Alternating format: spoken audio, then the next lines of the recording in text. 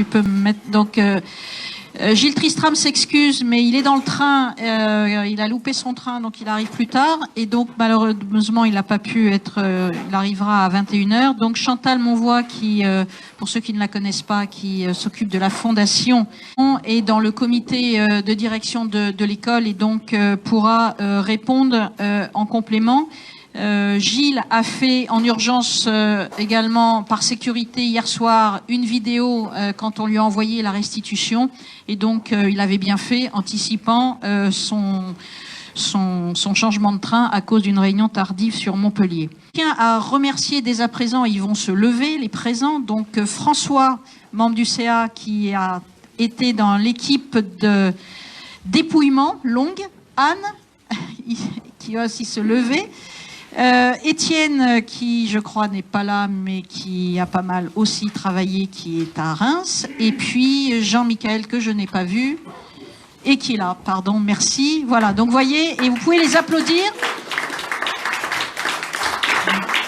Parce qu'ils ont fait un travail de minutie, vous allez voir, et je vais essayer de le synthétiser, mais bien sûr, ils pourront compléter en fonction de vos questions. La restitution. Ce qui nous a semblé important ce soir, et c'est dans cet esprit que je l'ai envoyé à Gilles et que Chantal est présente, c'est que ça vienne nourrir la trajectoire choisie en concertation avec les professeurs et avec une consultation des élèves, la trajectoire choisie par la direction de l'école sur l'évolution de l'enseignement à l'horizon 2025, tenant compte des évolutions dont on a parlé au début de cette Assemblée générale. Donc cette restitution a été fondée dans sa construction sur des thématiques bien ciblées pour justement éclairer parfois pour, comme on dit, enfoncer le clou dans le même sens et de dire, bah voilà, ça va bien dans la bonne direction, ou éventuellement d'amender, en tous les cas, d'apporter des éléments d'éclairage, éventuellement à prendre en compte ou à débattre avec l'école. Donc, on va arriver tout de suite sur donc la restitution du sondage. Donc, quelques mots, comme toujours, finalement, de ceux qui ont répondu. Donc, comme ça a été déjà dit, le point saillant, c'est que je démarre un peu dans le désordre. Le point saillant qui nous a vraiment marqué et qui a marqué le groupe de travail de dépouillement, c'est le fait que beaucoup plus que de cotisants ont répondu. Donc à la fois c'est bien parce que on a un vrai pool d'alumni. Maintenant, comment on bascule pour que ça devienne des cotisants? Le taux de réponse a été plutôt bon pour ce type de sondage, puisque nous avons eu 1000 répondants, à peu près 7% sur un potentiel de 16 000 envois, et un échantillon assez finalement représentatif de la population des alumni, avec une répartition un petit peu plus masculine que féminine. Personnellement, je pensais plutôt l'inverse, mais sur l'ensemble des promotions, c'est somme toute normale compte tenu de la pyramide des âges. 12% de retraités, donc ils sont encore très soucieux de l'enseignement et de l'évolution, et je trouve que ceci est très bien. Et des profils diversifiés dans les jeunes promotions, puisqu'on voit là très bien déjà la dynamique qui a été enclenchée de la diplomation avec des ingénieurs et d'autres profils de master dans les répondants.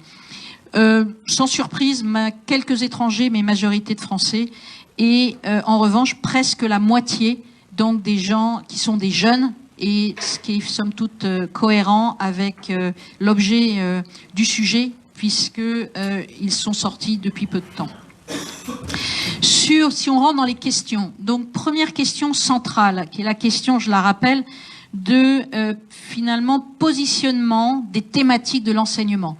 Je vous l'ai dit au début, en basculant à Saclay, de façon très collective, il y a eu un beau combat. Je dis un beau combat parce que ça a été pas facile tous les jours. Je sais que Gilles a beaucoup œuvré pour ça, mais pour prendre le lead en atterrissant à Saclay, d'être l'école d'ingénieurs qui prend le lead des sciences de l'environnement et du vivant. On pourra reparler des évolutions aussi demandées par le ministre qui sont en cours d'évolution de l'enseignement supérieur agronomique français. Mais pour AgroParisTech, c'est l'école nationale des ingénieurs des sciences du vivant et de l'environnement, avec sa déclinaison régionale à Saclay, visible dans l'avenir à l'international, puisque c'est l'objet de Saclay, d'être visible du bout du monde, dans un grand ensemble. C'est donc la question centrale, c'était de savoir vers quelle thématique il fallait aller en termes de formation. Donc notamment la thématique de changement climatique et de transition écologique. Là, les réponses sont intéressantes, en somme pas très surprenantes, ça n'a pas surpris le groupe de travail. Je pense que les avis qui sont remontés ont été très justes, en pointant bien sûr la légitimité d'AgroParisTech d'être sur ces sujets-là. Si c'était pas AgroParisTech, qui prendrait ce lead sur ces sujets? Le deuxième point, c'est bien sûr la transversalité et donc la complexité de ce sujet, qui là aussi est finalement dans l'ADN de la formation d'un agronome de Paris. Et les ingénieurs formés doivent intégrer cette nouvelle dimension d'une façon plus ou moins intégrée dans les différentes entreprises ou autres institutions dans la vie professionnelle. Il y en a qui intègrent la transition écologique comme un à côté, d'autres qui vraiment se l'approprient et en font leur cœur de métier. Et voilà, donc toutes les palettes sont ouvertes, mais en tous les cas, c'est une dimension incontournable, comme demain le numérique est une dimension incontournable et la gestion des données. C'est un sujet d'actualité, on l'a vu avec la relance des Mardis du Quai Voltaire, c'est transversal, la transition écologique, on l'a dans toutes les thématiques, elle est non seulement écologique, mais elle est aussi dans l'alimentation, la production, etc. Dans l'économie circulaire, on va le voir. En revanche, c'est vrai qu'il y a des nombreuses nuances qui ont été apportées, et merci aux alumni de porter cette parole, de dire attention. Attention à l'effet de mode. Attention à ne pas être que dans la mode et de survoler le sujet, parce que nous sommes avant tout une école d'ingénieurs. Donc, exigence de rigueur scientifique pour traiter le sujet, c'est fondamental si on veut garder ce lead et ne pas verser dans de la superficialité, comme ça peut se faire d'ailleurs dans d'autres écoles. Une interrogation qui est apparue, et je reformule la phrase que je trouve très bien résumée, créer une formation dédiée ou injecter le sujet dans les différents cours. Ça, c'est une vraie question qui a été posée donc à Gilles Tristram dans la modalité de construction de son enseignement. On verra sa réponse tout à l'heure sur la vidéo qu'il nous a envoyée. Deuxième question, alors bien sûr, membres du groupe, si vous avez un complément, vous n'hésitez pas à compléter. Deuxième question, donc, essentielle également, la reconnaissance du diplôme d'ingénieur grande école. Ça a été dit par Sylvain, ça a été rappelé par moi. Le fait du changement et d'aller dans ces ensembles nouveaux, PSL, Saclay, fait qu'il y a ce risque de se voir diluer dans une formation universitaire. C'est un peu plus le cas, comme vous l'a émis la vigilance de Sylvain. C'est moins le cas chez nous, mais en tout état de cause, sur la diplomation et sur la reconnaissance du diplôme, on a besoin de vérifier la valeur d'un diplôme lorsque on est diplômé. Et quelle est la valeur? Est-ce qu'elle permet d'être opérationnelle, d'être dans le premier poste et d'accéder à des fonctions de responsabilité assez vite, ce qui est la définition même d'un ingénieur de grande école. Je le rappelle, et vous pourrez, pour ceux qui le souhaitent, vous repencher sur cette définition première de la différence entre être ingénieur d'une grande école, d'être ingénieur d'une autre école. Donc, est-ce qu'on est en phase avec cette position? Et là, les réponses sont également intéressantes, du caractère opérationnel, qui sont effectivement reconnus à plus de 66%, mais avec effectivement une dispersion importante générationnelle dans la population des alumni qui ont répondu. Deux points effectivement à noter, c'est que la notion d'opérationnel à travers donc l'enquête est perçue, ça rime effectivement plutôt avec potentiel que vraiment opérationnalité. Au sens industriel du terme. Donc c'est un point à noter également à travailler avec l'enseignement.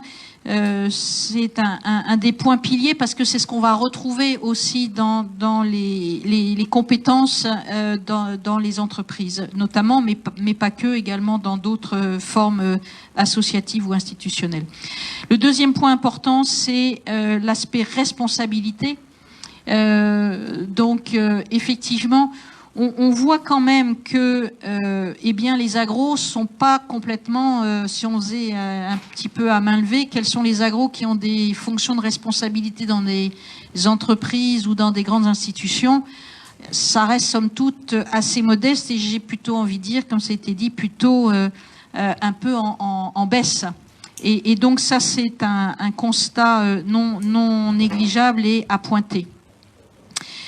Et donc, une nuance reste possible, mais plus difficile sans le double diplôme. Et on va le voir effectivement après. On voit que, de toute façon, le diplôme d'ingénieur en tant que tel d'AgroParisTech n'est pas suffisant au jour d'aujourd'hui pour pouvoir accéder rapidement à des fonctions de responsabilité.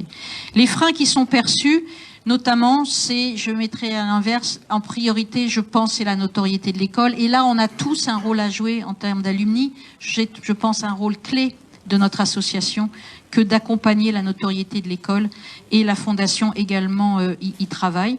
Et le deuxième frein perçu, c'est le manque de formation à la gestion et à l'humain, bien évidemment, qui crée d'ailleurs les doubles formations, comme aussi l'a évoqué Hervé, et comme certains d'entre vous ont pu le faire, de continuer à l'ESSEC ou ailleurs, en formation de gestion notamment. Sur les questions suivantes, donc sur la formation doctorale justement et donc la double diplomation. Donc la question était, la formation doctorale de grande école doit-elle prendre une place plus importante parmi les diplômes décernés par AgroParisTech ou pas? Et puis le principe d'un double diplôme est-il une condition nécessaire pour qu'AgroParisTech soit reconnu dans ses domaines d'excellence? Donc là, la réponse est un peu mi-figue, mi-raisin. Les alumni donc confirment cette ambivalence finalement du diplôme d'ingénieur effectivement à la française, dans lequel, si on comparait avec un diplôme anglo-saxon, on est moins opérationnel au sens industriel du terme. On est dans une nécessité d'un double diplôme entre ingénieur et complété par un doctorat pour accéder aux meilleurs rangs internationaux. Et cela renvoie à ce que je vous ai dit au débarrage sur les modalités des classements qui sont faits pour pouvoir accéder aux meilleurs rangs. Voilà. En revanche, c'est vrai que c'est la première phrase qui a été rappelée. Un certain nombre d'alumni se sentaient pas finalement en situation de répondre et de se prononcer sur cette question. Le premier besoin donc exprimé est bien cette reconnaissance du diplôme d'ingénieur à l'international, et ça, on va travailler aussi cette question en lien avec ParisTech, comme ça a été exprimé par Sylvain Gillat au début. On retient l'importance de l'employabilité au-delà du rang, notamment des entreprises, et là je fais un petit aparté, ça fait partie des 5 critères que nous avions posés dans les négociations au moment du choix qu'AgroParisTech parte à Saclay, dans les 5 critères, que les alumni aient une place au conseil d'administration exécutif en tant que pour pouvoir témoigner de l'employabilité et apporter un éclairage sur l'évolution des besoins en lien avec les formations. Et ça avait été acté. Donc on attend bien sûr la rédaction des statuts pour voir comment les choses vont se traduire dans les faits. Mais Centrale avait fait la même demande et donc normalement nous sommes en phase là-dessus d'avoir un vrai siège dans les instances dirigeantes. Voilà donc sur cette question. Sur la stratégie partenariale. Donc là on parle bien de partenariat clé que doit se doter l'école en matière de recherche et de formation, et également en lien avec les acteurs de l'économie au sens large, voire de la société civile. Et puis, sur quel axe la coopération entre l'école et sa fondation doit-il se développer ou pas, sachant que la fondation aussi a pris une orientation, il est important que tout ça marche de concert dans la même direction. Donc là, sans surprise, on va retrouver les partenariats qui sont évidents dans chaque groupe thématique Alors en recherche, bien évidemment, le pilier central, c'est l'INRA, suivi du CIRAD, mais également CNRS, INSERM, IFREMER, qui sont finalement des déclinaisons de spécialités, mais tout ça est orchestré sur le vivant.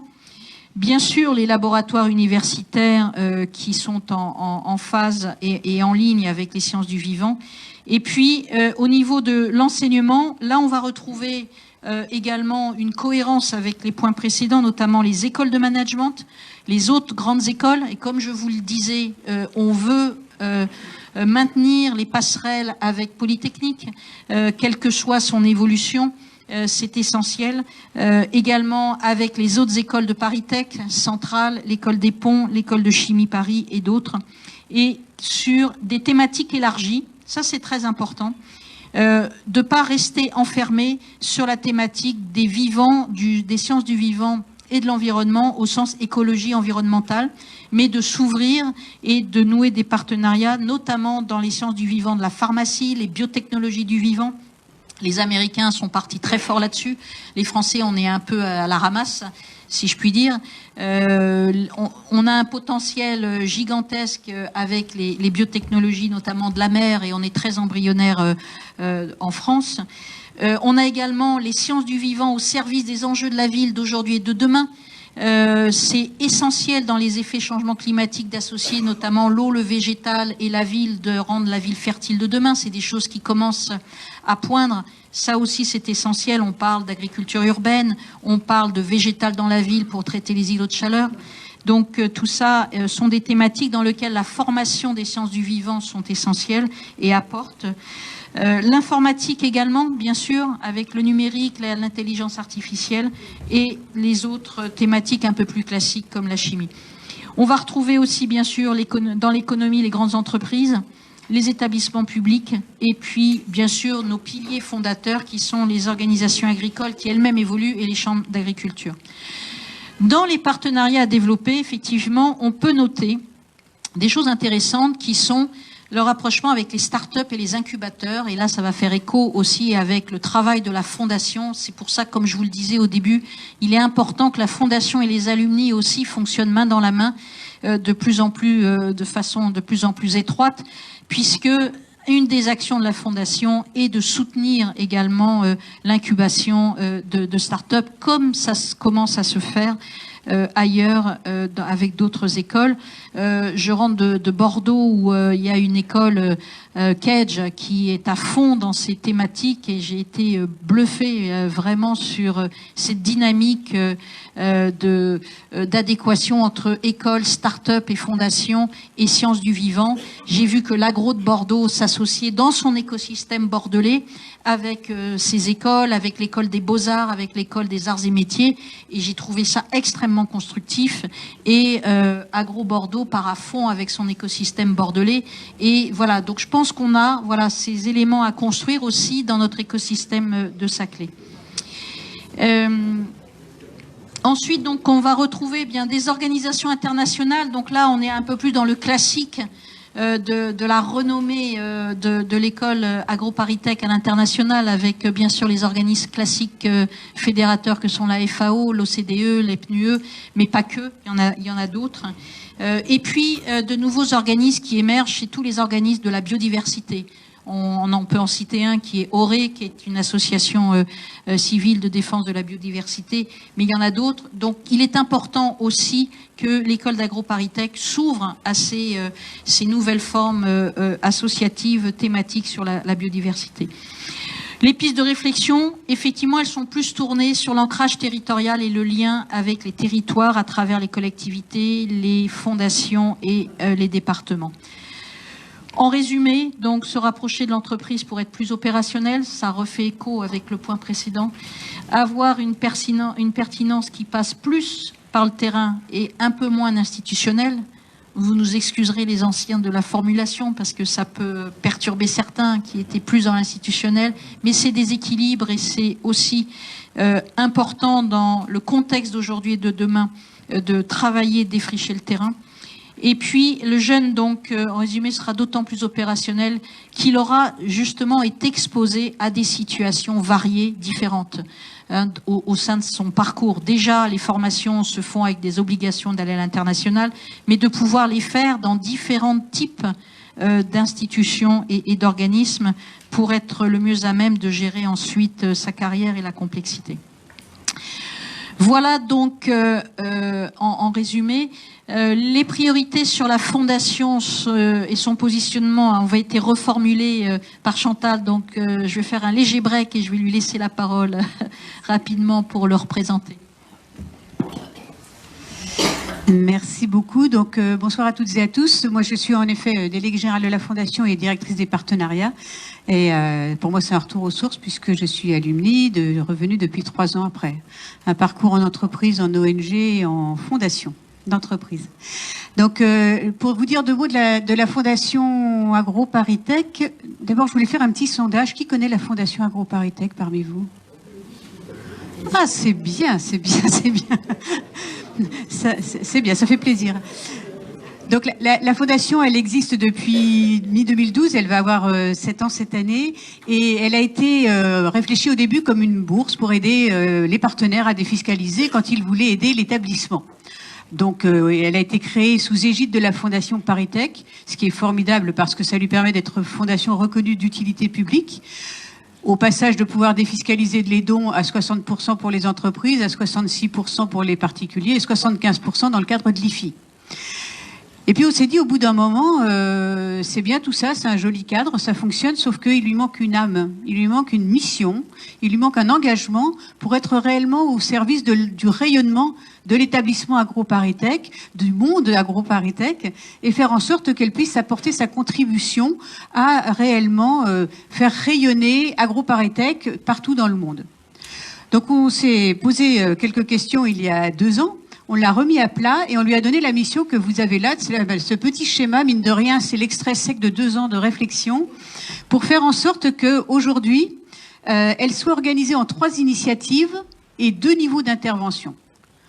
3 initiatives. La première, c'est l'initiative Apprenant, qui permet à chacun d'accéder à une formation et notamment la formation AgroParisTech et la possibilité, notamment à ceux qui sont des milieux les plus modestes, de pouvoir avoir cette formation, de pouvoir aussi avoir une expérience à l'international, de pouvoir attirer des jeunes de l'international chez nous pour qu'ils puissent suivre nos formations et repartir chez eux et pouvoir avoir un métier digne ensuite. La deuxième initiative, c'est l'initiative Citoyen qui vise à développer la citoyenneté, la solidarité dans la tête de chacun, pour que chacun se rende compte qu'au-delà d'être bon expert, ça je pense qu'on l'est tous, et ça est en 4e mondial aujourd'hui, ça nous est reconnu, mais ça fait pas tout. Il faut aussi pouvoir s'impliquer personnellement et pouvoir faire sa part en termes de solidarité pour que notre société, notre monde fonctionne mieux. Et la Fondation est là pour encourager cela, sous des formes que je vais vous expliquer après. Et puis finalement, l'initiative entrepreneur qui est là pour développer aussi dans la tête de chacun des membres de la communauté AgroParisTech l'esprit d'entreprendre, l'autonomie et la fierté de pouvoir mener un projet. Donc ces 3 initiatives sont le fil conducteur de nos actions, sachant qu'avec tout cela, ce que l'on veut, c'est qu'en fait, quand on est AgroParisTech, on est la tête experte, les pieds sur terre et le cœur chaud, et qu'on puisse s'engager et faire sa part chacun. Et que chacun puisse, grâce à la Fondation, recevoir des moyens financiers, des mécénats de compétences pour pouvoir se faire sa preuve soi-même qu'on peut être utile au-delà du poste qu'on va mener brillamment tout au long de sa carrière. Alors les 2 niveaux d'intervention, il y a les petites graines, donc avec la Fondation on sème des graines, qui sont les projets de petite taille des étudiants, des enseignants-chercheurs, des alumni, qui sont en lien avec les expertises développées dans le cadre d'AgroParisTech et qui permettent d'alimenter ces 3 initiatives. Donc ce sont des bourses de mobilité, comme vous voyez, pour l'initiative Apprenant, des bourses sociales d'urgence. Il y a quelques semaines, on a fait un chèque à un jeune Chinois qui n'avait plus que du pain et des pommes de terre chez lui parce que voilà, il était en situation difficile. Et la Fondation est là pour aider les jeunes dans ces situations difficiles, mais aussi de pouvoir aider ceux qui n'ont pas les parents qui leur permettent d'avoir une mobilité ou de pouvoir faire leurs études. Face à l'initiative citoyen, les petites graines, ce sont les trophées de la citoyenneté. Donc nous recevons des projets formidables. C'est Agromigrateur, c'est AgroVélocity que vous connaissez. C'est voilà, les projets qui sont là pour permettre de développer des solutions face aux situations sociales difficiles et permettre de pouvoir créer des nouvelles façons de faire pour développer la citoyenneté, la solidarité. Face à l'initiative entrepreneur, l'idée c'est de pouvoir encourager par des petites graines des projets de start-up, comme le disait Marie-Christine tout à l'heure, l'esprit d'entreprendre chez nos jeunes et puis chez les moins jeunes aussi, et pouvoir donner un trophée, donner un mécénat de compétences que les partenaires de la Fondation peuvent apporter, parce que nous on sait bien les encadrer sur l'aspect expertise scientifique. Et quand ils nous demandent comment on fait une levée de fonds, comment on fait un plan, un business model, on aime bien aller chercher chez les partenaires dont c'est le métier. Face à ces initiatives entrepreneurs, donc nous passons au niveau du terreau.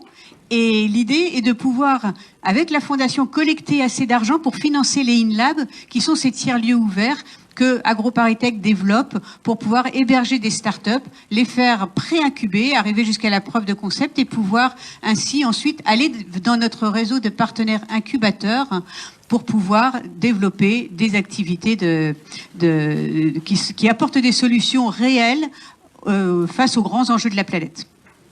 Face à l'initiative citoyenne, ce sont toutes les chaires partenariales que nous aidons à développer parce que la Fondation ramène des financements de la part des partenaires, grandes entreprises, collectivités, ONG ou autres.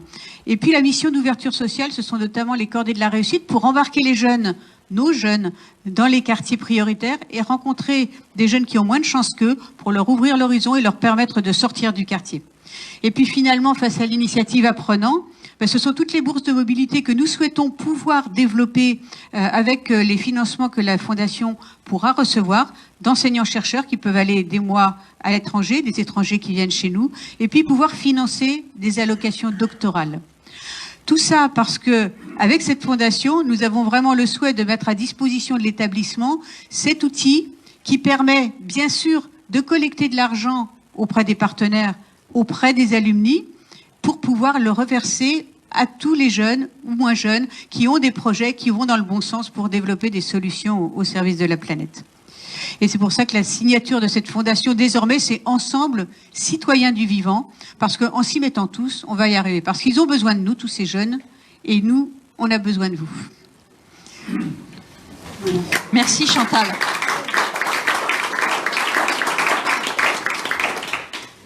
Merci beaucoup. Et alors à gauche, vous avez les résultats donc de l'enquête sur la Fondation et vous voyez que l'adéquation est totale. Ce qui ressort bien sûr, c'est d'aider les membres à innover et à co-construire. Donc on est en plein dans la phase et avec le positionnement donc de la Fondation. Soutenir bien sûr les bourses et en particulier l'international, et puis bien sûr soutenir le potentiel d'innovation à travers et le financement des chaires. Donc on est pleinement en phase. Alors, si on s'était donné le mot, on n'aurait peut-être pas fait mieux. Voilà. Merci. On s'était presque donné le mot, mais on s'est pas mis à la place des alumni pour répondre. Voilà. Donc dernière question. Donc la politique de l'école à l'international. Vers où faut-il aller pour se renforcer puisque on est dans la mondialisation, donc faut-il se renforcer avant tout, d'abord faut-il rester français, franco-français, faut-il renforcer les alliances européennes ou faut-il aller au-delà en fonction des différents continents en lien avec l'agronomie ou pas? Et puis donc pour le coup existe-t-il des cibles géographiques? Alors les résultats sont sans appel, il y a une majorité en fait on a deux jambes bien évidemment, on a la jambe de l'agronomie leader socle français et ça c'est clé, et puis bien sûr cette nécessité de renforcer l'attractivité à l'international et donc c'est incontournable pour la notoriété de l'école et pour le développement pour rester à la pointe de la recherche, notamment de l'enseignement et des enseignants-chercheurs. La qualité de l'enseignement européen est bien sûr un élément, une condition clé du succès et les alliances européennes sont privilégiées pour pour le retour pour les alumni qui ont répondu, et somme toute, c'est tout à fait cohérent. En cible géographique, d'un point de vue visuel, un peu rapide, donc sans surprise, c'est donc l'Europe qui est privilégiée, c'est donc le premier cercle à consolider. C'est très important. Pour ceux qui l'ont vu dans la presse, on a eu d'ailleurs le ranking qui est sorti, dans lequel AgroParisTech est passé dans le top des 5, le top 5 mondial dans sa thématique de spécialité, qui est quand même, merci les alumni qui ont répondu, comme quoi, comme je vous le disais aussi, les classements, on peut un peu avoir une action sur eux et puis faire en sorte bien d'avoir des bons classements. Donc c'est un exemple significatif. Ensuite, on va retrouver bien sûr plutôt les milieux anglo-saxons et asiatiques en priorité. Voilà, donc en résumé, voilà donc les réponses qui finalement sont très instructives. Sont très riches, donc que l'on a partagé et qu'on a envoyé à Gilles. Et Gilles, en prévision au cas où, qui est toujours quelqu'un de très précautionneux, d'un agenda surchargé, donc avait enregistré hier soir une vidéo qu'il nous a envoyée au cas où il était en retard, ce qui n'a pas manqué. Et donc, je vous propose d'abord d'écouter les réponses de Gilles à cette restitution. Bonjour. Merci à tous d'être présents et désolé pour ma part, puisque si c'est en vidéo, c'est que je n'ai pas pu arriver à temps. J'ai un train qui est censé arriver tard dans la soirée, mais ça me paraissait important d'être présent et de répondre aux quelques questions que j'ai pu lire sur l'enquête que vous avez faite par rapport à AgroParisTech en 2025. Mais je voudrais commencer d'abord par donner quelques nouvelles de l'école, qui se porte très bien. Les classements internationaux, j'y reviendrai tout à l'heure, sont excellents pour l'école. La construction du projet Appel-ESO a démarré en janvier dernier et le chantier est donc opérationnel. On devrait avoir une opportunité de montrer quelques éléments d'ici septembre, puisqu'il y aura un premier bâtiment qui aura quelques parties visitables. Et tout le dossier de préfiguration de ce que va être AgroParisTech dans l'avenir se met en place et se positionne très bien. Sur nos sites universitaires, la construction académique se fait bien. À Saclay, évidemment, parce que c'est l'actualité de construction dans les labellisations master, doctorat et unités de recherche, mais aussi dans le fonctionnement en Lorraine, à Montpellier, à Kourou et à Clermont-Ferrand ou à Reims. Donc une vie de l'école qui est tout à fait bonne. Et je voudrais juste souligner aussi que la ferme expérimentale a obtenu une labellisation ISO 50001, qui est une très belle réalisation, puisque à ma connaissance, il n'y a que 2 sites expérimentaux fermes qui sont dans ce cadre-là, et ça montre la dynamique d'AgroParisTech qui a envie à la fois de faire, de démontrer, mais de faire la recherche et la formation qui s'y associent. Voilà. Alors ensuite, j'ai lu les questions, et donc je vais essayer de répondre aux différentes questions dans l'ordre où vous les avez introduites dans le questionnaire. Évidemment, ce n'est pas la richesse d'une interaction, mais j'espère que je vais apporter les quelques éléments importants aux différentes questions que vous avez posées. Alors la première question, elle est sur le changement climatique et puis le positionnement de la formation.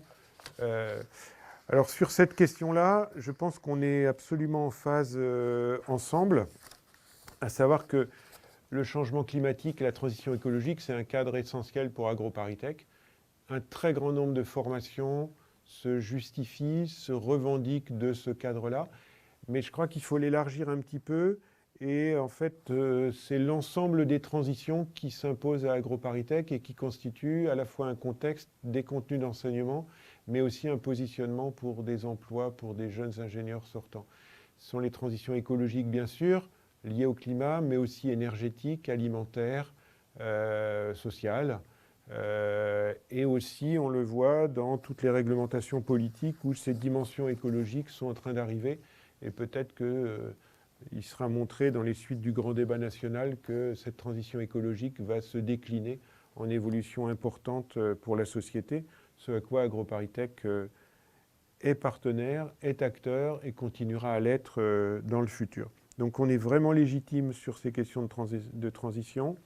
Je partage les commentaires du transparent qui souligne qu'il y a des nuances, parce que c'est un sujet à la mode, et c'est bien clair que l'enjeu, c'est d'y avoir une contribution scientifique, mais si j'y ajoute une autre dimension, c'est une contribution au confluent de questions scientifiques, de questions d'évolution de société, d'attente des citoyens, et aussi des dynamiques, soit du monde privé, soit des institutions de politique publique nationale ou territoriale.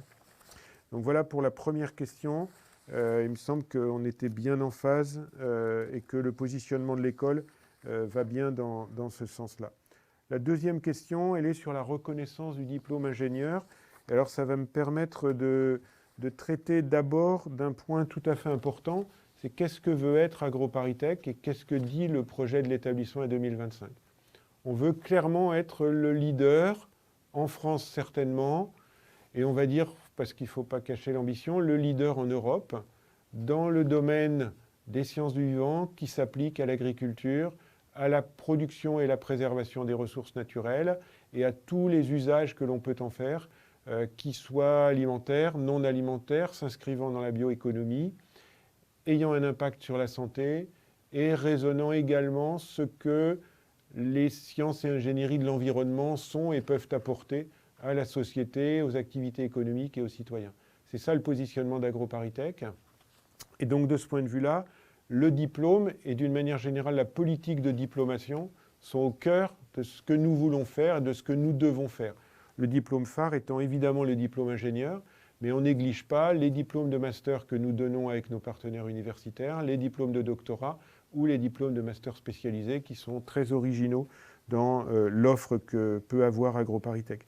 Donc le projet à 2025, il dit bien une politique de diplomation. Je vais l'illustrer d'une réalisation d'il y a un an. Je pense que j'en avais déjà un petit peu parlé, mais on est opérationnel dans ce cadre-là.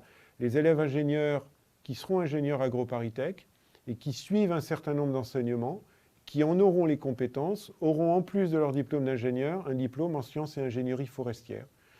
Et c'est un élément important parce qu'on a mis au point le protocole de compétences à associer avec les professions, avec l'Ordre des forestiers du Québec, et en s'inspirant d'autres dispositifs, et en montrant que dans le programme AgroParisTech, nous pouvons revendiquer un diplôme avec toute la caution des compétences et de l'adéquation de ce diplôme par rapport aux professions forestières et à leurs attentes. Et je pense que ça trouve une bonne synergie avec le monde professionnel, et c'est une très bonne réaffirmation de ce que AgroParisTech veut faire dans le monde forestier. Et cette réaffirmation, on peut la retrouver dans d'autres domaines, et c'est une question qui se pose certainement à l'établissement, de savoir comment on va compléter, consolider, affirmer le diplôme d'ingénieur AgroParisTech avec des diplômes de l'établissement qui viendront le préciser. Cette notion de diplôme, elle s'associe à une notion de notoriété de l'établissement. Et ça, c'est un élément très important. Si on veut être leader, il faut que la notoriété soit au plus haut. Donc il y a une politique de marque dans AgroParisTech, politique que j'espère voir partagée avec les alumni, mais également avec la fondation. Et cette politique de marque, elle doit s'inscrire dans une communication, mais elle doit s'inscrire aussi dans des actes, et pas uniquement dans des souhaits de communication. Ce que je disais pour la ferme expérimentale de Grignon est une démonstration. On fait, on ne fait pas que dire ce qu'il faudrait faire. Et beaucoup d'actions d'AgroParisTech doivent s'inscrire dans ce cadre-là. Mesurer la notoriété, c'est très compliqué. Et donc, il y a des classements nationaux ou internationaux. Donc, ça me fait plaisir de vous dire qu'AgroParisTech, dans le classement QS, qui est un de ceux que nous suivons, je vais dire tout à l'heure pourquoi il est intéressant, se retrouve dans le classement 2019 à la 3e place en Europe, derrière Wageningen et l'Université suédoise d'agriculture, et à la 4e place dans le monde, s'insérant devant les 2 premiers, l'Université Californie de Davis. Donc c'est un excellent résultat. Il y a très peu de grandes écoles qui sont placées à ce niveau-là au niveau mondial, et donc c'est très bien. Mais ce qui est de plus intéressant encore, c'est que la décomposition d'un classement comme QS fait apparaître l'excellence académique, pour lesquelles on doit être à 97 points sur 100, et surtout l'excellence du point de vue des employeurs, où AgroParisTech a la première place, puisqu'on a 100 points sur 100, ce qui veut dire la qualité des élèves, la qualité des entreprises, la qualité des répondants, et donc en finale, la qualité des alumni.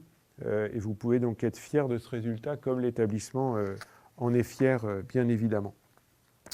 Alors la troisième et quatrième question, elles avaient été regroupées. Elles traitent de la formation doctorale et puis les formations master dans le projet d'AgroParisTech. Donc c'est très clairement dans la politique de diplomation d'AgroParisTech. Je l'ai dit, on a plusieurs diplômes et le diplôme master et le diplôme doctorat sont des diplômes importants. Il y a un enjeu très net, c'est qu'on attire par ce biais des jeunes qui ne seraient pas venus forcément vers AgroParisTech. On connecte des disciplines qui nous sont importantes et qui viennent approfondir dans le champ de ce que porte AgroParisTech, leur connaissance et leur aptitude à exercer des métiers. Mais on offre aussi par ce biais des entrées très disciplinaires qu'on a également dans des doubles diplômes. Et il y a une stratégie AgroParisTech importante de double diplôme, j'y reviendrai. Et que ainsi, on peut avoir des jeunes qui vont aller approfondir des sciences fondamentales comme la biologie et y construire une activité d'expertise et qui sera reconnue. Le master, de ce point de vue-là, il est important, mais il n'y a pas d'ambiguïté de mon point de vue, alors qu'il me semble que dans le point de vue qui a été repris dans le questionnaire et son interprétation, nous ne cherchons pas à faire et master et ingénieur pour un même jeune. Tous les élèves AgroParisTech, quand ils ont le diplôme d'ingénieur, ont le grade de master. Donc on n'est pas à rechercher un master de plus qui viendrait s'ajouter. Par contre, pour certains, un master peut constituer un projet d'approfondissement ou un projet professionnel. Et donc, ils ont le droit de le faire en troisième année. Ceux-là auront les 2 diplômes, mais ce n'est pas un enjeu de faire ces 2 diplômes. Par contre, c'est un enjeu de faire plus avec les collègues universitaires et donc de faire une offre qui aujourd'hui représente une trentaine de parcours de mention de master qui est offerte à nos élèves et à d'autres élèves. Au total, AgroParisTech diplôme 400 ingénieurs aujourd'hui et à peu près 300 étudiants en master, ce qui montre l'envergure de ce que l'on peut faire. Et c'est évidemment lié au diplôme de doctorat. Il y a entre 12 et 15% des élèves ingénieurs qui font un doctorat, une vingtaine, peut-être une trentaine de pourcents selon les mentions de master qui vont suivre en doctorat. Et on pilote toujours l'école doctorale ABS, qui a une réputation remarquable dans les écoles doctorales. Mais on pilote ça comme le master, comme ingénieur, avec une idée d'employabilité, une idée qu'on forme des cadres qui iront dans la recherche ou qui iront dans les institutions. J'y reviendrai tout à l'heure sur le partenariat, et qui vont apporter cette expertise, cette manière de penser, de raisonner qu'apporte la recherche, ce qui n'empêche pas des ingénieurs d'effectuer en premier emploi très largement des métiers de recherche-développement. Et les dispositifs comme la recherche chez moi qui ont été proposés dans la scolarité aux élèves qui le souhaitent contribuent à cette ouverture sur le monde de la recherche, qui est certainement un élément tout à fait important dans le futur pour AgroParisTech. Alors le 5e point qui était abordé dans le questionnaire, c'était celui du partenariat. Et j'aime bien la diapositive 11 qui a été produite, parce que en fait, elle dit de manière résumée une réalité. Je comprends que vous la posez comme étant un souhait, mais moi je peux vous confirmer, Chantal Monvoix pourra le préciser tout à l'heure, que nous avons des partenaires dans tous les domaines qui ont été cités, dans les domaines de la recherche, dans les domaines des entreprises et des industries, dans le champ des institutions nationales pour les politiques publiques, mais aussi les collectivités territoriales de toute échelle. Mais on a aussi dans nos partenaires des ONG et des associations. Et donc ça, c'est un enjeu de le maintenir. On a développé des outils comme le processus InLab des tiers-lieux ouverts d'AgroParisTech pour accueillir aussi des créateurs d'activités, mais aussi des capacités à tester des activités nouvelles qui se mettent dans des entreprises. Et donc, c'est un enjeu tout à fait important de continuer à faire ce développement. La politique des chaires et les différentes chaires d'entreprise et chaires partenariales qui existent dans AgroParisTech vont bien dans cet ensemble-là. Et c'est un des lieux pour lequel le lien entre les alumni et l'établissement peut être tout à fait important, parce que d'une part, vous pouvez nous aider à mettre en évidence des dynamiques, des sujets importants pour le monde économique et de la société, mais vous pouvez aussi en être acteur et participer à la construction de ces chaires, de ces grands projets, comme vous êtes déjà alumni, acteurs d'accueil de stagiaires, porteurs de projets qui sont proposés aux étudiants et qui contribuent à leur formation au niveau de la formation ingénieur comme de la formation master. La 7e et 8e question portaient sur les alliances internationales. Alors cette question, elle est à la fois évidente et d'une certaine manière triviale. Je ne crois pas qu'il y ait un système universitaire aujourd'hui qui ne se revendique pas d'une dynamique internationale. Quand je dis qu'il y a une politique de marque à AgroParisTech et qu'on veut être leader européen, forcément, on est dans une dynamique internationale. Et donc, je rejoins l'analyse et les recommandations que vous faites en disant que l'Europe est certainement le premier acteur important, significatif et stratégique.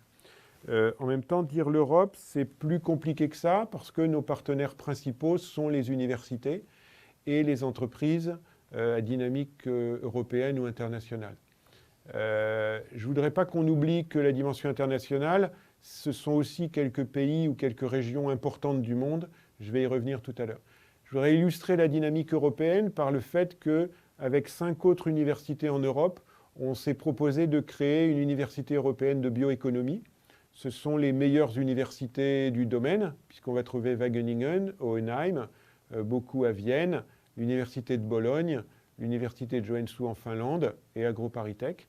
Et on va, dans ce cadre-là, construire des échanges, des trajectoires, des cursus communs, de manière à montrer toute cette dynamique de la bioéconomie, et donc de l'usage varié des ressources biomasse renouvelables, comment ça peut s'inscrire dans les trajectoires de création d'activités, de consolidation de secteurs d'emploi, évidemment, d'activités pour nos jeunes. À l'international, vous ne le mentionnez pas, mais je pense que c'est quelque chose d'extrêmement important dans la dynamique d'AgroParisTech. Il y a la question de savoir vers quel pays, quelle zone géographique nous devons aller. Et là aussi, je pense qu'il y a un lien important avec les alumni. Il faudra certainement qu'AgroParisTech ait, d'une manière ou d'une autre, un lien étroit qui peut être une implantation, des partenariats particuliers avec une zone comme l'Afrique, que ce soit l'Afrique francophone ou l'Afrique anglophone. Il faudra sans doute aussi que dans le domaine de l'Amérique du Sud et Amérique centrale, on ait des liens. Et donc là, je décris les grands cônes sud avec tout le développement et l'importance du monde agricole dans ces zones régionales.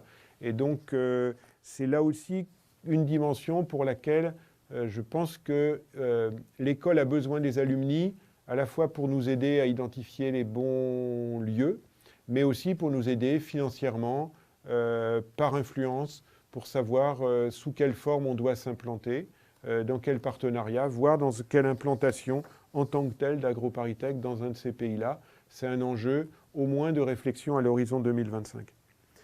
La dernière question que vous avez abordée, c'est celle de la Fondation.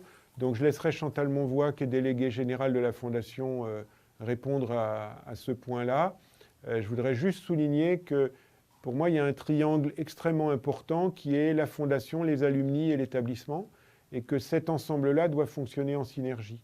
La Fondation, finalement, c'est un des éléments moteurs de cette synergie. Ça doit nous aider à construire des projets, ça doit nous aider à accompagner des jeunes dans une dynamique d'ouverture sociale pour qu'ils viennent vers nos sujets, ça doit nous aider à héberger des chaires partenariales et à construire des sujets nouveaux aujourd'hui, mais qui seront des sujets courants demain, et être dans l'anticipation et dans une fonction de prospective, et montrer que AgroParisTech, de ce point de vue-là, est un établissement, je devrais dire la communauté AgroParisTech, est un ensemble qui à la fois réfléchit, propose et agit pour un développement raisonné de tout notre secteur agricole, alimentaire, environnemental et santé.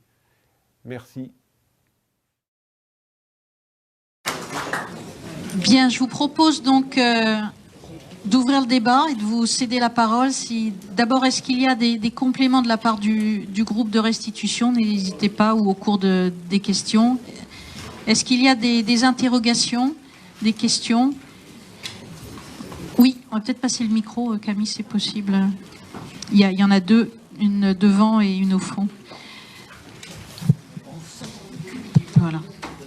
Bonjour, Caroline Baflast. Donc, je suis donc agro d'une promotion 1980 et donc je travaille chez LCL, qui est filiale du groupe Crédit Agricole.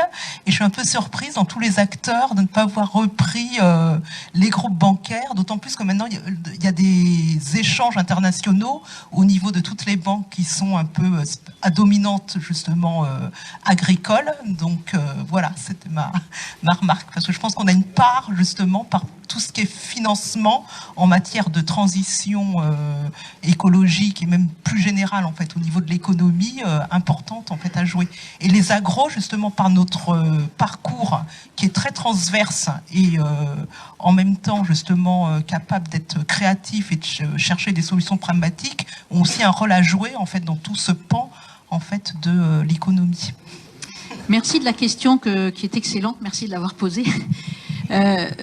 Dans ce qu'a dit Gilles, il parle de la création de l'Université européenne d'économie.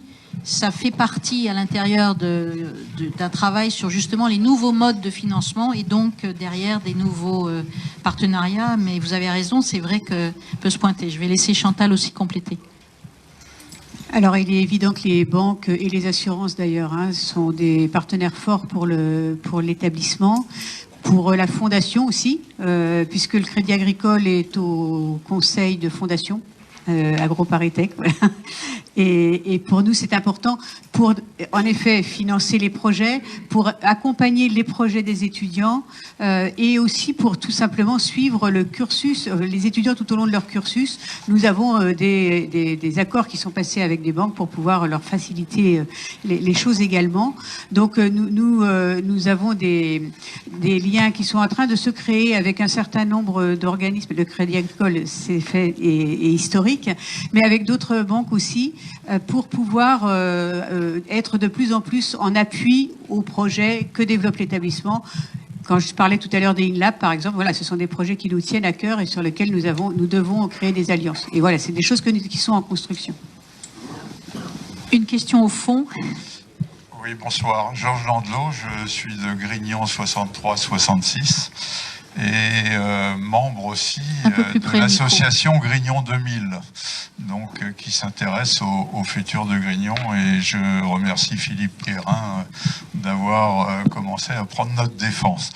Bon, ce que j'aimerais surtout dire et surtout faire le lien entre les résultats de la consultation, donc avec les positions thématiques de l'enseignement Horizon 2025, donc sur les sciences de l'environnement et du vivant, le changement climatique, la transition écologique, tout en gardant un niveau de rigueur scientifique élevé. Mais j'aimerais aussi croiser ça avec les informations qu'on nous a données sur les ventes des établissements d'APT, et donc la vente de Grignon, et qui donnerait, je parle au conditionnel, j'espère que ça sera un jour confirmé, donner lieu à un appel à projet en restant dans l'esprit agronomique du site, et donc en sauvegardant les différents atouts scientifiques, techniques et surtout les activités aussi de la ferme expérimentale. Bon, tout ça, ça serait pas mal que, j'allais dire, nos pouvoirs publics puissent un peu confirmer toutes ces informations, parce que nous pensons avec mes différents amis de Grignon 2000 que Grignon reste un outil fantastique pour se rapprocher, j'allais dire, de tous les acteurs de l'agriculture, de l'alimentation, de l'agro-industrie et de l'environnement, et que ce site pourrait donner lieu à un centre international liant les acteurs de l'agriculture, de l'agro-industrie, de l'alimentation et de l'environnement, pour accompagner ces différentes transitions que Gilles Tristram appelait de ses voeux. Et ce lieu pourrait donner lieu à la construction d'un certain nombre de partenariats entre acteurs économiques et acteurs de l'école. Est-ce que tu as une question? Oui, alors, après cette... Pour laisser aussi la place à d'autres, s'il te plaît. Après cette longue déclaration, et je m'en excuse, ce que nous cherchons surtout, c'est un appui de vous tous pour participer à cette construction et donc à essayer de remplir les conditions de l'appel à projet. Et j'aimerais savoir si APT Alumni pourrait nous donner un coup de main dans cette recherche d'une solution alternative à une vente sèche. Merci. Merci. Alors, je vais juste répondre sur ta dernière question, qui est un peu politique et à la fois opérationnelle. Comme je te l'ai déjà dit, l'association des alumni mouille la chemise pour être très vigilant, et comme ça l'a été fait au dernier CA, de façon à ce que les conditions de la vente de Grignon se fassent dans le respect d'un certain nombre de critères, et ça a été dit et redit. Au-delà, il ne faut pas non plus changer de trajectoire. Les alumni se sont engagés vis-à-vis de l'État et vis-à-vis de l'école, comme l'a rappelé Gilles, dans un souhait aussi d'un triptyque cohérent dans sa trajectoire école, fondation, alumni. Et l'engagement qui a été pris est d'accompagner Saclay. Donc ça, c'est aujourd'hui un incontournable, et on avance pas à pas, mais on avance. Donc oui à la vigilance de l'association et à tout le rôle qu'elle pourra jouer, comme elle l'essaye de le faire déjà, pour créer les meilleures conditions dans l'esprit souhaité des alumni. Au-delà, l'association ne peut pas s'engager directement à soutenir un projet ou un autre, parce que d'ailleurs, il y a des réflexions de plusieurs projets. En revanche, j'encourage les alumni intéressés à tel ou tel projet de se rapprocher des porteurs de projets, dont celui que vous portez. J'ai juste exprimé que je pense qu'effectivement les conditions sont un petit peu plus ouvertes compte tenu des conditions de vente de rue Claude Bernard, mais à vous de construire un projet crédible. Le ministère vous l'a dit, vous l'a redit, je vous l'ai dit également. Nous, on pourra toujours être dans cette aide-là, mais au-delà, signer tel ou tel projet, l'association ne peut pas être engagée de deux côtés à la fois vis-à-vis de l'État. Donc c'est ceci que je voulais apporter en réponse. En revanche, si effectivement il y a d'autres alumni qui sont intéressés, on pourra nous se faire le relais de passer des informations au ministère sur la construction des projets. Une autre question, Didier? Oui, Didier Roudessard, donc INAPG 80. Voilà, j'ai l'énorme honneur de travailler chez Vinci et d'avoir été choisi pour la réalisation de notre future école. Et là, il est 20h30, donc je ne vais pas vous embêter avec beaucoup de détails, mais je voudrais te proposer, Marie-Christine, peut-être de trouver une occasion qu'on puisse venir présenter le projet. Hein. Voilà. Hein. Donc, voilà. Alors, je vous rassure, là, il est 20h30, je ne vais pas le faire maintenant. Hein. Donc, ça a été quand même un projet particulièrement intéressant parce qu'il a été lancé dans un mode de consultation qui associe l'architecte, l'entreprise et le mainteneur. Hein, donc ça s'appelle un marché global de performance.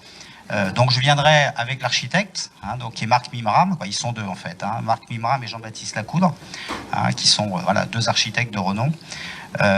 J'ai aussi beaucoup travaillé avec Olivier Lesgourg de ma promo, hein, Mac Lesgui, qui nous a aidé en termes de communication pour faire ressortir en fait les axes forts de notre projet. Hein, que je peux vous résumer en trois phrases. La première idée, c'est qu'on a tenu compte de l'environnement du site, hein, qui est un site venteux, avec des vents d'ouest très froids. Hein, donc on a fait un bâtiment volontairement en U qui est ouvert au sud, qui est fermé en fait à l'ouest. On a fait donc une architecture qui est pavillonnaire, de manière à ce que tout le monde soit sur le même site, mais malgré tout avec des fonctions disjointes, hein, avec bien sûr une galerie qui permet de tout relier. On a fait un parc 2 fois plus grand que ce qui nous était demandé, hein, bien sûr, pour avoir le maximum d'espace extérieur, avec des espaces sauvages, avec des espaces aussi aquatiques. Hein. Il y a une noue, il y a de l'eau, bien sûr. Et on a fait un système en fait très modulaire, un système constructif très sobre, une architecture très sobre, de manière à ce qu'elle puisse évoluer. Parce que l'enseignement, on ne sait absolument pas ce que ce sera dans 10 ans, dans 20 ans. La recherche encore moins. Donc on a fait un système qui est voilà, très simple, très sobre, et un système constructif en briques, hein, pour rappeler aussi Grignon et la rue Claude Bernard. Voilà, donc ça c'est pour vous mettre en appétit, pas uniquement pour le cocktail, mais pour qu'on puisse trouver une date, Marie-Christine, pour que je puisse venir. Et ça me fera vraiment très très plaisir. Hein. Et il y a un très beau film, hein, qu'on a fait avec Mac. Hein, alors je ne sais pas comment le diffuser, mais c'est un... Merci, voilà. Merci Didier. Un alors peu long, initialement l'idée était de le faire à la prochaine Assemblée Générale en même temps qu'inviter mon homologue de Centrale, de faire une spéciale Assemblée Générale justement Saclay. Maintenant, si vous souhaitez le faire dès la rentrée de septembre cette année, à ce moment-là, on le fera. C'est toi qui décides. Non, moi je décide avec tout le monde. Je suis pas en mode descendant. Oui, merci Philippe Guérin. Bon, j'ai deux questions. L'une je reviens sur le projet 2025. On ne parle pas d'apprentissage dans tout ce que tu nous as montré là.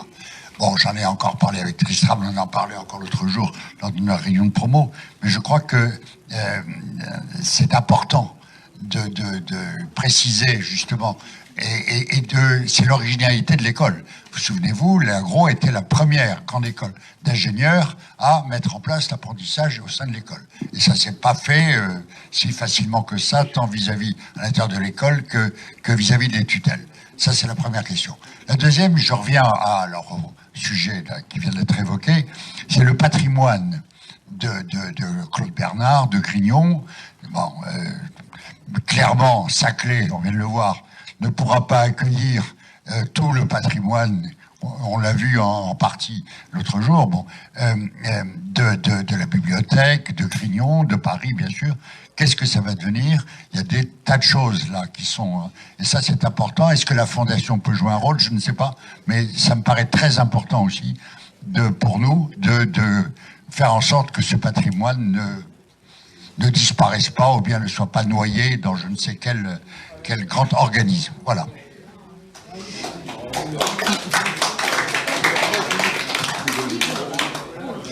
Merci. Donc moi je vais répondre sur l'apprentissage. Déjà dans un premier temps, il est évident que c'est notre fierté d'avoir ce CFA qui a fêté ses 20 ans il y a 2 ans. C'est vrai que c'était très très précurseur.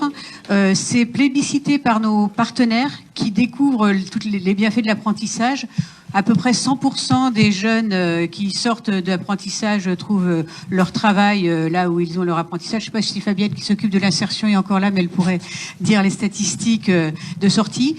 Et avec des salaires sans doute, enfin, que l'on constate meilleurs que ceux qui sortent des parcours ingénieurs ou master. On est aujourd'hui à 30 jeunes par promo d'apprentissage au sein du CFA. Notre souhait, c'est de développer pour répondre, d'abord parce que c'est notre façon de voir aussi comment nous pouvons mettre des jeunes sur le marché qui soient opérationnels, on le voyait tout à l'heure, qui soient très très directement utilisables entre guillemets dans leurs fonctions. Les filières s'y prêtent plus ou moins. Par exemple, on parle à la filière cosméto, c'est vrai que l'apprentissage pour eux, ça ne leur parle pas du tout. Par contre, dans l'agroalimentaire, oui, bien sûr, les partenaires souhaitent pouvoir en assimiler de plus en plus dans leurs équipes. Donc c'est notre souci, c'est notre fierté et c'est notre travail que de développer l'apprentissage au sein d'AgroParisTech. À ceci près que vous devez savoir qu'il y a la réforme de l'apprentissage qui se fait en ce moment et de la collecte de la taxe d'apprentissage. On est en pleine année de réforme. À partir du 1er janvier de l'an prochain, on ne sait pas trop à quelle sauce on sera mangé, ni les organismes d'apprentissage, ni les entreprises. On attend un petit peu de voir comment tout cela va pouvoir s'organiser pour que nous, au niveau de la direction des partenariats d'AgroParisTech, je mets même mon autre casquette, on puisse en effet récolter de plus en plus de fonds pour aider à développer l'apprentissage qui est définitivement une motivation infinie pour nous. Sur la deuxième question, la question a déjà été posée à Gilles, le chantier est ouvert. On va essayer aussi de l'accompagner dans la réflexion. Il m'a juste dit qu'il avançait en marchant, donc chaque étape C'est suffisamment complexe pour s'atteler, mais ça va devenir le chantier qui va être sur la table en 2019.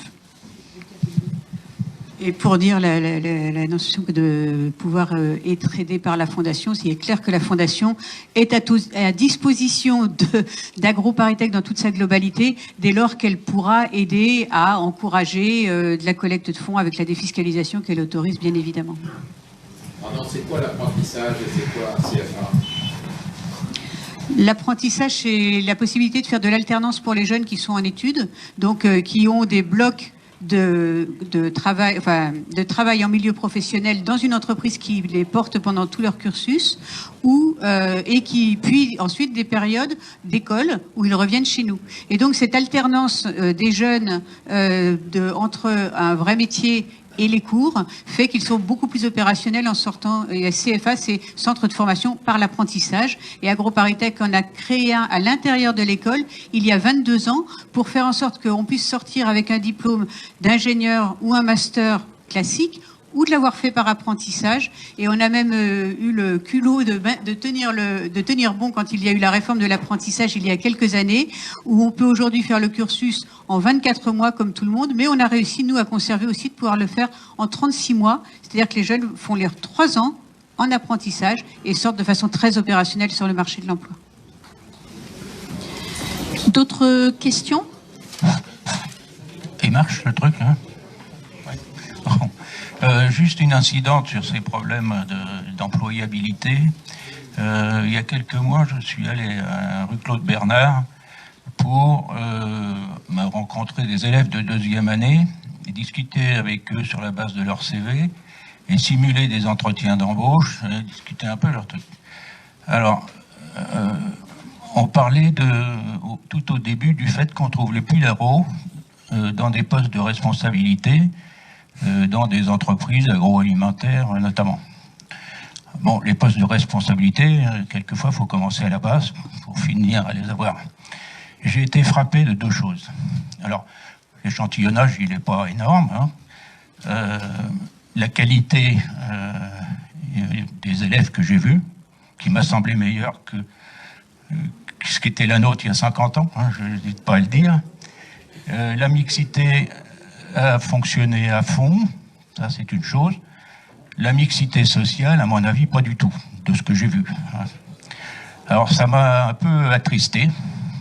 Et je pense que quand j'ai questionné ce que j'ai vu sur ce qu'ils comptaient faire, j'ai évidemment eu la tarte à la crème, l'administration, l'environnement, tout ce qu'on veut, mais ceux qui m'ont dit qu'ils voulaient aller faire de la production, ben, il n'y en avait pas beaucoup. Alors, je ne sais pas pourquoi, mais je pense que c'est quelque chose qu'il faudrait creuser. Est-ce que les élèves ont, au cours de leur cursus, assez d'interventions de gens qui sont dans l'industrie ou dans la production pour essayer d'attirer les gens dans ce domaine-là, faire un peu d'appétence et peut-être changer ce constat qui a été fait au début. Voilà. Alors,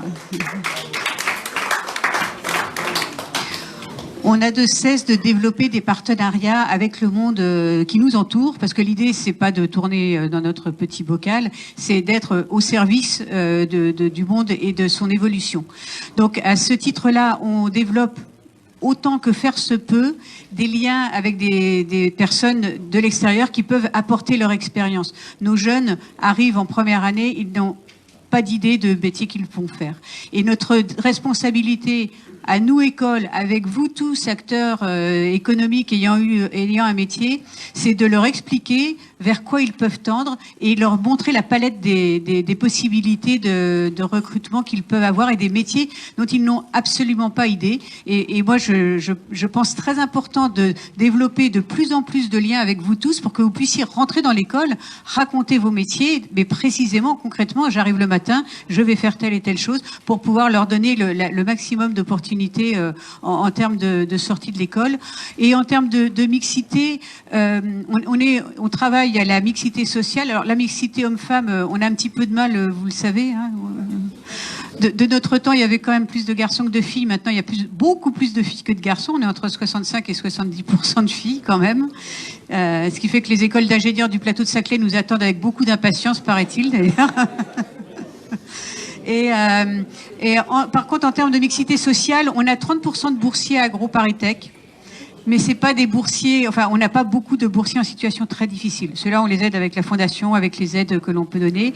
Mais ce que l'on souhaite, et notamment, je racontais tout à l'heure la mission d'ouverture sociale, embarquer nos jeunes dans les quartiers prioritaires, c'est d'abord les aider à comprendre comment ils auront à manager, à travailler avec des personnes qui sont pas du même milieu qu'eux, parce que ils en ont besoin et ils veulent savoir comment faire. Et puis aussi pouvoir inciter des jeunes des milieux plus défavorisés à pouvoir rentrer à AgroParisTech.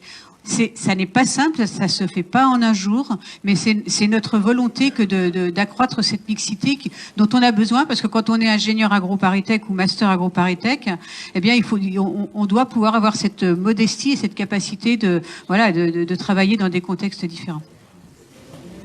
Une dernière question? Elle est dans le fond.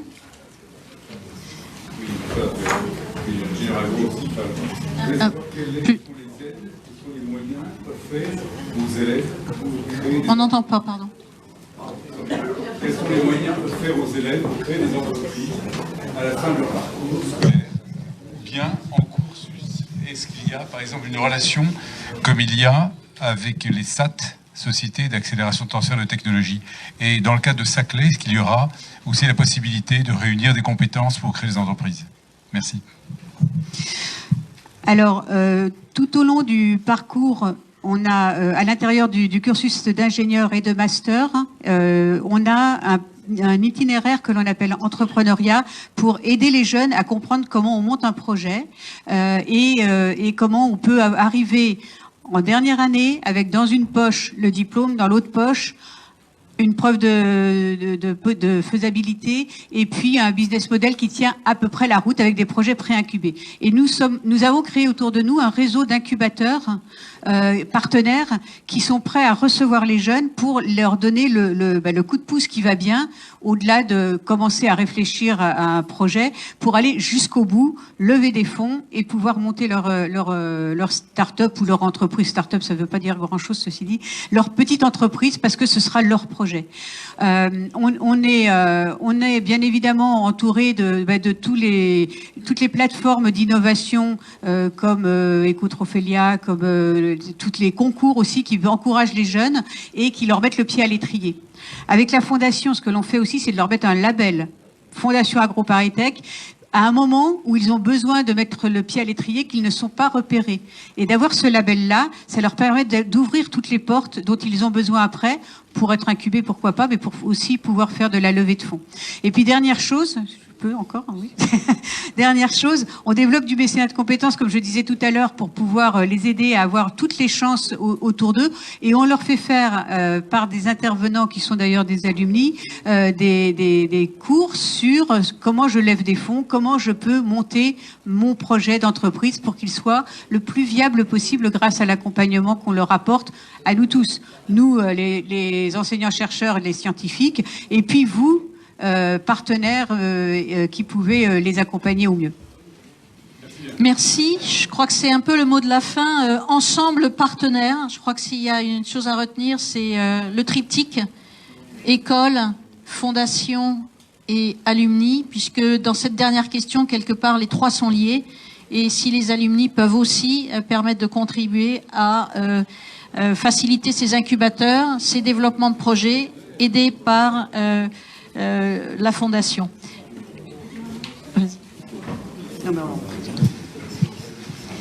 Juste pour dire, on a été longtemps source de talent puisqu'on forme, source d'expertise puisqu'on cherche. Et aujourd'hui, on se présente différemment. On dit, on est à tout le monde qui nous entoure, on est des partenaires. Et avec vous, on a envie de partager 4 objectifs. 4 grandes ambitions qui sont d'anticiper le monde de demain avec vous, partenaires, parce que vous ne savez pas le faire tout seul, nous non plus, de pouvoir innover au quotidien avec vous pour vous aider à grandir dans votre rôle de partenaire, enfin d'acteur, de pouvoir cultiver les talents de nos jeunes qui sont tous formidables, hyper dynamiques et qui vont venir chez vous, Et puis d'être finalement, et Gilles ne l'a pas dit, mais on le dit souvent, d'être un think tank où il fait bon de débattre sans enjeu politique, sans enjeu économique, pour faire rassembler des acteurs qui ont à faire ensemble pour trouver des solutions que personne ne s'est trouvé seul dans son coin. Et la façon de se présenter comme ça fait qu'on est infiniment respecté comme partenaire AgroParisTech et non plus comme juste un établissement d'enseignement et de recherche. Merci, ça sera le mot de la fin. Merci à vous tous. Vous avez des recto verso de la Fondation pour ceux qui le souhaitent et donc je propose de poursuivre autour du verre de l'amitié.